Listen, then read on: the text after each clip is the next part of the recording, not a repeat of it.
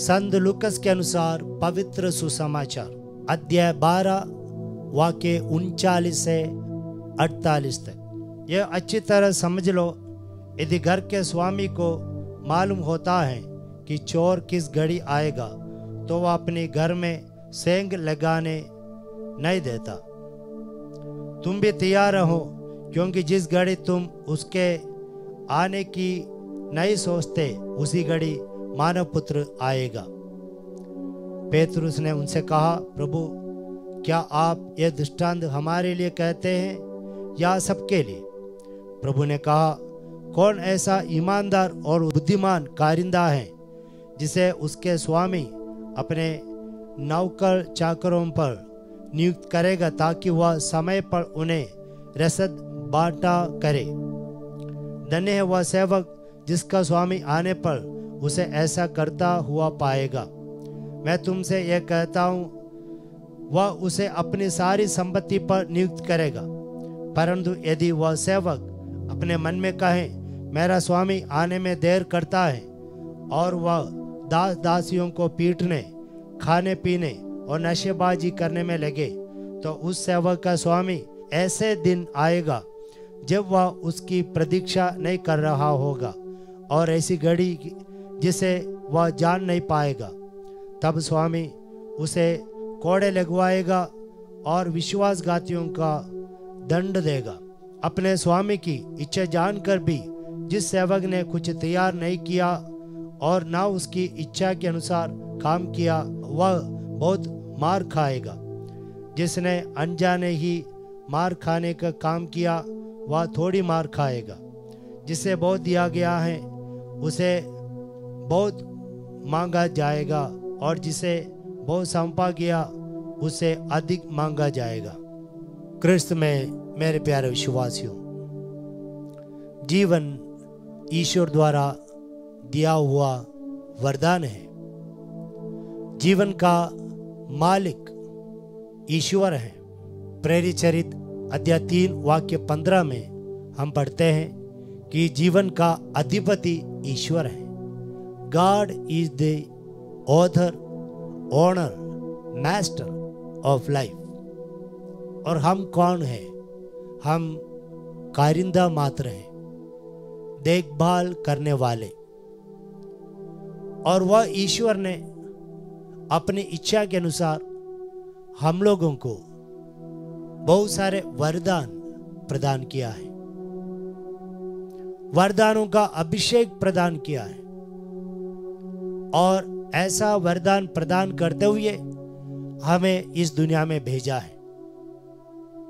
और वह ईश्वर ने हम लोगों को एक अलग पहचान दिया, और इस कारण से इस दुनिया में हमें करने के लिए एक अलग काम है, जो काम कोई दूसरा नहीं कर सकता। और इस दुनिया में ईश्वर द्वारा दिया हुआ उस काम को दूर करने के लिए, रोकने के लिए शैतान हर समय कोशिश करता रहता है।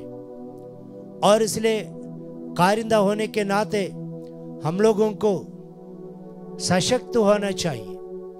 प्रार्थनामय जीवन बिताकर हम लोगों को आध्यात्मिक रूप में सशक्त होकर जीवन बिताना है। ईश्वर द्वारा दिया हुआ संपत्ति का रखवाला करना है, और हमारे अच्छे जीवन के द्वारा, हमारे कर्मों के द्वारा हमें समय समय पर उत्तम फल उत्पन्न करना है। जिस प्रभु ने हमें जीवन दिया, जिस प्रभु ने हमें इस दुनिया में भेजा, वह प्रभु आएंगे एक दिन और हमसे लेखा मांगेंगे।